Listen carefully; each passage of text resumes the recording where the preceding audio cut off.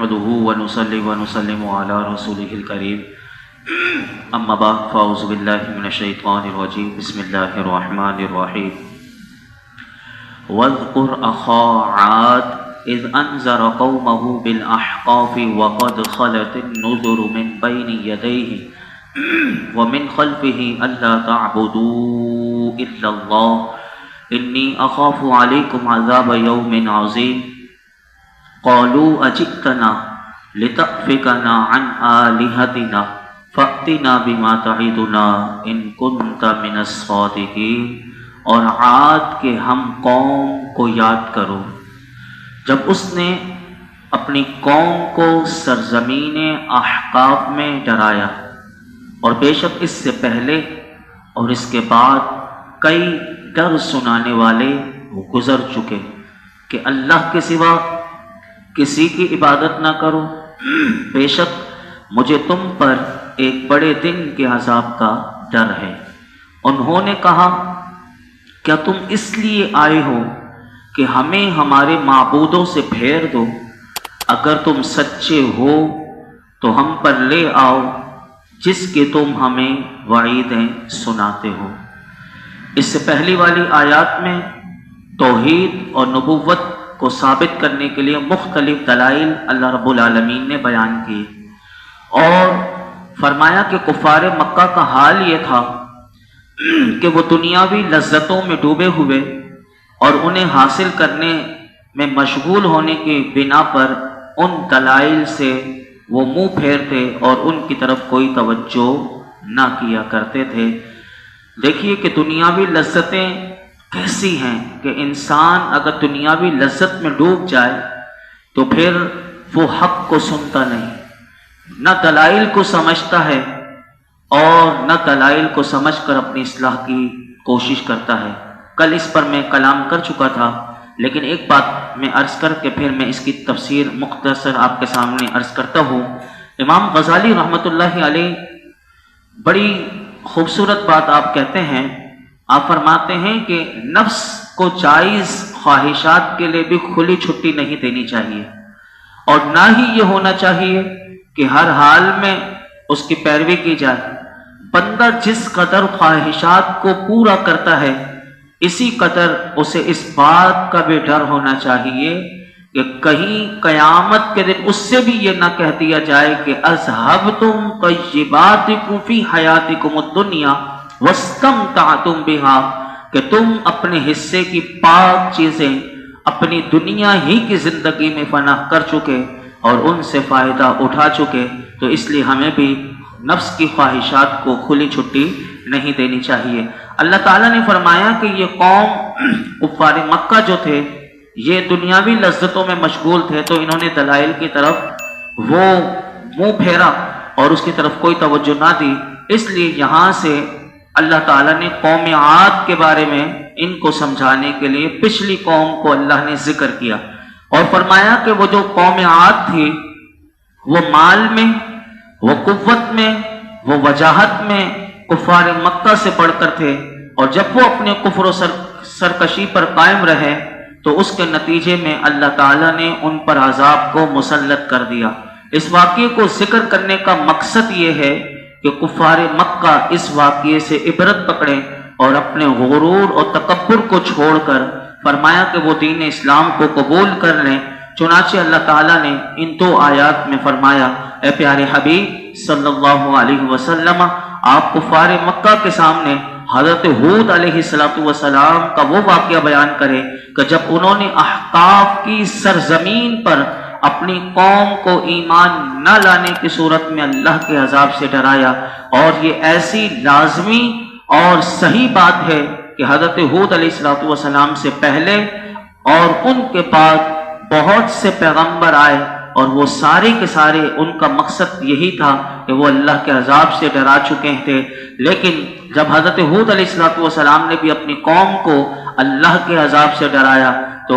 आपने किस तरह अपनी कौम से कहा, वो बात अल्लाह ने जिक्र की कि हज़रत हूद अलैहिस्सलातु वस्सलाम ने अपनी कौम से कहा, ऐ मेरी कौम, अल्लाह के सिवा किसी की इबादत ना करो, बेशक मुझे डर है कि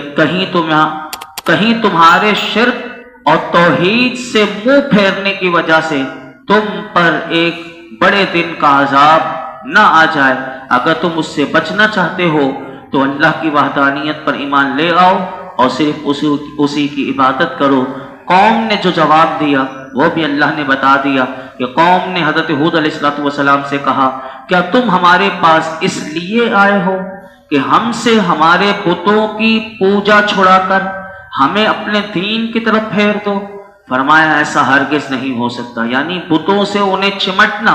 بتوں کی پوجا کرنا بڑا پیار تھا ان سے، لیکن ایک اللہ کی وحدانیت کی طرف کہ جس رب نے پیدا کیا اس کی طرف وہ آنے کے لیے تیار نہیں تھے، اور آگے سے اللہ کے نبی کو دھمکی دی کہ تم نے جو ہمیں عذاب کی وعیدیں سنائی ہیں اگر تم سچے ہو تو ہم پر وہ عذاب لے آؤ۔ پھر آگے کیا ہوا سنیے، اب بھی دیکھیے کہ اللہ کے نبی کیسے سمجھاتے ہیں۔ اللہ نے وہی بات بتائی، فرمایا قال انما العلم عند اللہ وابلغکم ما ارسلت به ولکنی اراکم قوما تجہلون۔ فرمایا علم تو اللہ ہی کے پاس ہے، میں تمہیں اسی چیز کی تبلیغ کرتا ہوں کہ جس کے ساتھ مجھے بھیجا گیا ہے، اور لیکن میں تمہیں ایک جاہل قوم سمجھتا ہوں۔ حضرت ہود علیہ السلام سے وہ جب عذاب کا انہوں نے مطالبہ کیا تو اب دیکھیے کہ حضرت ہود علیہ السلام نے انہیں پھر سمجھایا اور بتایا کہ عذاب نازل ہونے کا وقت مجھے معلوم نہیں، کیونکہ اس کا علم تو اللہ ہی کے پاس ہے، اور جب عذاب کا وہ مقرر وقت آ جائے گا تو وہی اسے نازل فرمائے گا۔ میرا یہ کام نہیں ہے کہ میں عذاب جلدی سے تمہارے اوپر نازل کر دوں، میرا جو کام تھا آپ نے وہ بتا دیا کہ فرمایا اللہ کے معاملے میں دخل اندازی نہیں کرتا، عذاب بھیجنا اس کا کام ہے۔ فرمایا بلکہ میری ذمہ داری یہ ہے کہ مجھے جو احکام دے کر مجھے میرے رب نے بھیجا ہے وہ میں تم تک پہنچا دوں، اس لیے میں تبلیغ کر کے میں تو اپنی ذمہ داری پوری کر رہا ہوں، لیکن تم میرے حساب سے جاہل قوم ہو، کیونکہ تم اس چیز کا مطالبہ کر رہے ہو جو میرے دائرہ اختیار میں ہے ہی نہیں، اور یہ بھی تمہاری جہالت ہے۔ ایک طرف تو تم توحید کا انکار کر رہے ہو اور دوسری طرف اپنی منہ سے مصیبت کو مانگ رہے ہو، تو یہ ڈبل جرم تم کر رہے ہو۔ پھر کیا ہوا؟ اللہ تعالیٰ فرماتا ہے یہ حجت تمام ہو گئی، پھر اس قوم پر عذاب کیسے آتا ہے سنیے۔ فرمایا فَلَمَّا رَأَوْهُ عَارِضًا مُسْتَقْبِلَ أَوْدِيَتِهِمْ قَالُوا هَذَا عَارِضٌ مُمْطِرُنَا بَلْ هُوَ مَا اسْتَعْجَلْتُمْ بِهِ رِيحٌ فِيهَا عَذَابٌ أَلِيمٌ۔ پھر جب انہوں نے اسے یعنی عذاب کو بادل کی صورت میں پھیلا ہوا اپنی وادیوں کی طرف آتا ہوا دیکھا تو کہنے لگے ہاذا ممطرنا، یہ ہمیں بارش دینے والا بادل ہے۔ کہا گیا نہیں، بلکہ یہ تو وہ ہے کہ جس کی تم نے جلدی مچائی تھی، یہ ایک آندھی ہے کہ جس میں دردناک عذاب ہے۔ قوم عاد نے جب کسی بھی طرح حق کو قبول نہ کیا تو اللہ نے جو وعدہ اپنے نبی کی زبان سے انہیں دیا تھا کہ اللہ کا عذاب آئے گا، وہ وعدہ پورا ہوا، اور اس کا ہوا یہ کہ کچھ عرصے کے بعد ایک عرصے تک ان کے علاقے میں پوری وادی میں بارش کو اللہ نے روک دیا۔ اب جب وہ بارش کے لیے پریشان ہوئے اور پانی نہیں اور قحط سالی، تو اس وقت پھر اللہ تعالیٰ نے ان کی طرف ایک سیاہ بادل چلایا۔ اب وہ جو بادل تھا اسی بادل میں ان کے لیے عذاب تھا، تو جب انہوں نے بادل کو آسمان کے کناروں کی طرف پھیلا ہوا اپنی وادیوں کی طرف آتا ہوا دیکھا تو وہ قوم خوش ہو گئی اور کہنے لگی یہ بارش دینے والا ہمیں بادل آ گیا۔ حضرت ہود علیہ السلام کو کیونکہ وہ سمجھ چکے تھے اللہ کی طرف سے وحی آ چکی تھی، آپ نے فرمایا کہ یہ برسنے والا بادل نہیں ہے، بلکہ یہ تو وہ عذاب ہے کہ جس کی تم جلدی مچا رہے تھے۔ اس بادل میں ایک آندھی ہے۔ اب دیکھیے اللہ کے نبی نے پہلے بتا دیا کہ اس بادل کے اندر ایک آندھی ہے جس میں دردناک عذاب ہے۔ پھر اللہ فرماتا ہے تدمر کل شیء بامر ربها فاصبحوا لا يرى الا مساكنهم كذلك نجزي القوم المجرمين۔ یہ اپنے رب کے حکم سے ہر چیز کو تباہ کر دیتی ہے، تو صبح کو ان کی ایسی حالت تھی کہ ان کے خالی مکان ہی نظر آ رہے تھے، اور اللہ فرماتا ہے کہ ہم مجرموں کو ایسی ہی سزا دیتے ہیں۔ اس آندھی کا حال یہ تھا کہ وہ اپنے رب کے حکم سے ہر چیز کو اس نے تباہ کر دیا۔ اور مفسرین نے یہ بات لکھی اس کی آیت کے ضمن میں کہ اس آندھی کا عذاب جو تھا قوم عاد کے مردوں کو، عورتوں کو، بچوں کو، چھوٹوں کو، بڑوں کو، سب کو اس آندھی نے ہلاک کر دیا، یہاں تک کہ ان کے گھروں میں جو مال تھا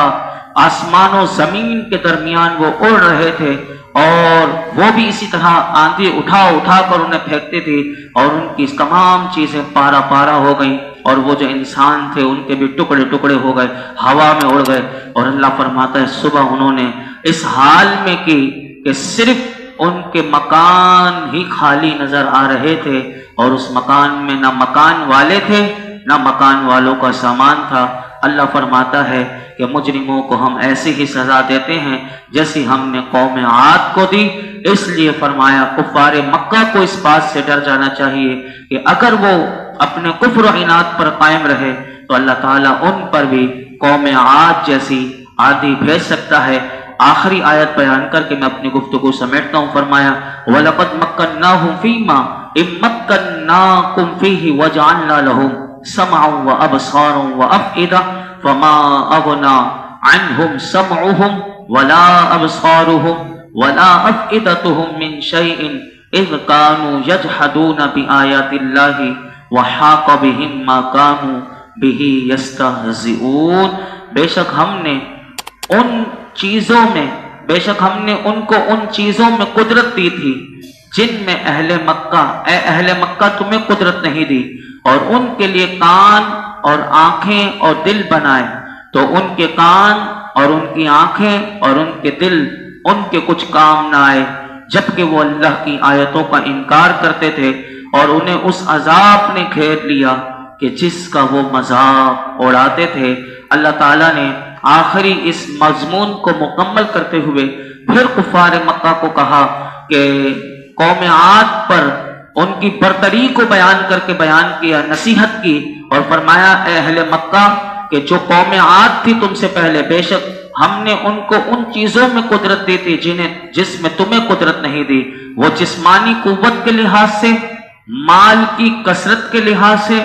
عمر لمبی ہونے کے حساب سے فرمایا تم سے زیادہ تھے، لیکن اس قوت کے باوجود بھی وہ اللہ کے عذاب سے نجات نہ پا سکے، تو غور کرو تمہارا کیا حال ہوگا۔ مزید فرمایا کہ ہم نے قوم عاد پر نعمتوں کے دروازے کھولے، انہیں آنکھیں دی، انہیں دل دیا اور انہیں کان دیا۔ یہی انسان کی باڈی میں سب سے تین اہم چیزیں ہیں، آنکھیں، کان اور دل۔ انسان اس کو کھلا رکھے،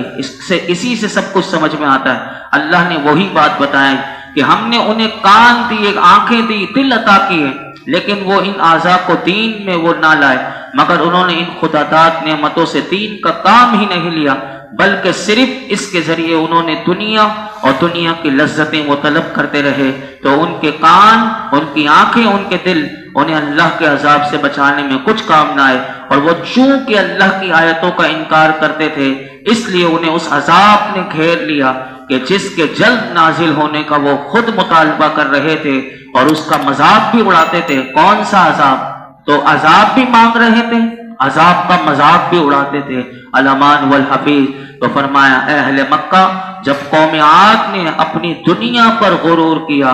اور حجت اور دلیل جو ان کے لیے دی گئی اس کو قبول کرنے سے اعراض کیا، تو ان پر اللہ کا عذاب نازل ہو گیا، اور ان کی قوت، ان کی کثرت ان کے کچھ کام نہ آئی۔ تو تم تو ان کے مقابلے میں بالکل عاجز ہو، کمزور ہو، اس لیے تمہیں اللہ کے عذاب سے زیادہ ڈرنا چاہیے۔ یہ آیتیں ہمارے لیے بھی پیغام ہیں کہ ہمیں بھی اپنی آنکھیں، اپنا دل، اپنی سماعت، اپنی آنکھیں اور دل کو کھلا رکھنا چاہیے، اور یہ قرآن جو پیغام دے رہا ہے ہمیں بھی ہدایت کی طرف اور نصیحت کی طرف یہ قرآن بلا رہا ہے۔ اللہ ہمیں